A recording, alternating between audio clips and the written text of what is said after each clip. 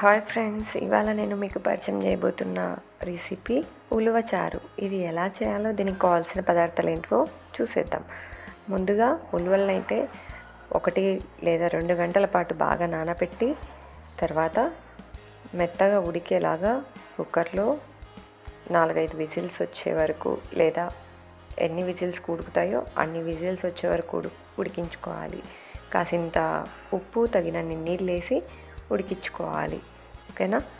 బాగా ఉడికిన తర్వాత ప్రెషర్ పోయే వరకు పక్కన పెట్టేసుకుందాము.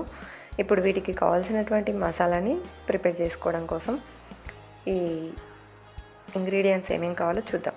ముందుగా ఎండుమిరపకాయలు, మిరియాలు, జీలకర్ర, కరివేపాకు, కొత్తిమీర, ఇవి అలాగే కాసిన్ని వెల్లుల్లి రెబ్బలు, అలాగే కాసింత పచ్చి కొబ్బరి. ఈ పచ్చి కొబ్బరి ఆప్షనల్ అండి, కొంచెం టేస్ట్ బాగుంటుందని నేను యాడ్ చేస్తున్నాను అనమాట పచ్చి కొబ్బరిని. ఇప్పుడు ముందుగా ఎండుమిరపకాయలు, జీలకర్ర, మిరియాలని గ్రైండ్ చేసుకున్న తర్వాత అలాగే పచ్చి కొబ్బరి కూడా వేసి గ్రైండ్ చేసుకోవాలి. అవి బాగా మెదిగిన తర్వాత, అంటే మెత్తగా అయిన తర్వాత వెల్లుల్లి, కొత్తిమీర, కరివేపాకును కూడా యాడ్ చేస్తున్నాను అనమాట. ఇవి రసంలో పైన కూడా వేస్తాము, కొత్తిమీరని, కరివేపాకుని పోపులో కూడా వేస్తాము. కాకపోతే ఇక్కడ మనం వాటిని తీసేస్తుంటాం కదా, అలా తీసేయకుండా ఉండడం కోసమని నేను కొంచెం గ్రైండర్లో గ్రైండ్ చేశాను అనమాట, మిక్సీ జార్లో. ఇప్పుడు ఈ మసాలాని పక్కన పెట్టేసుకొని ఒక బౌల్లో టమోటాలని, రసం కోసం టమోటాలని ఇక్కడ కట్ చేసి అయినా తీసుకోవచ్చు, బట్ రసం కాస్త టేస్టీగా ఉండాలంటే స్క్వీజ్ చేసి వేసుకుంటే బాగుంటుంది, హ్యాండ్తో చేస్తేనే బాగుంటుంది.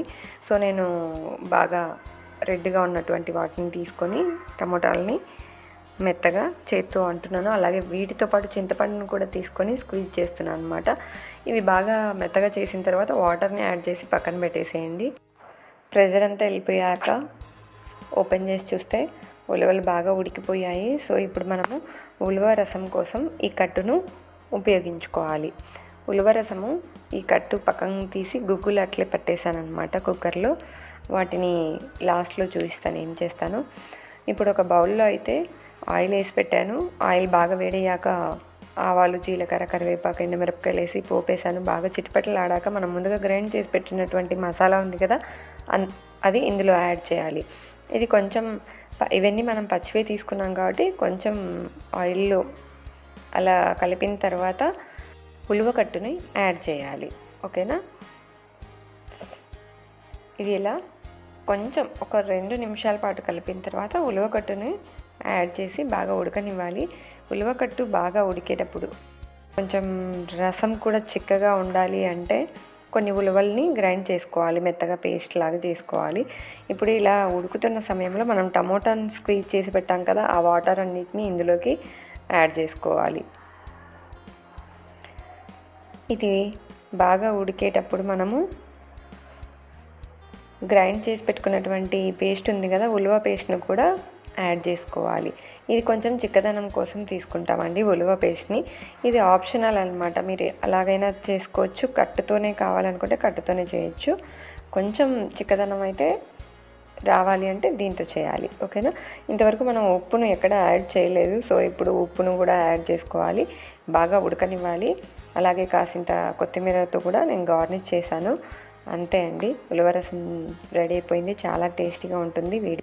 వేడివేడి అన్నంలోకి కాస్త వేడివేడిగా ఈ రసం సర్వ్ చేసుకున్నామంటే చాలా టేస్టీగా ఉంటుంది. అందరూ తప్పకుండా ట్రై చేయండి.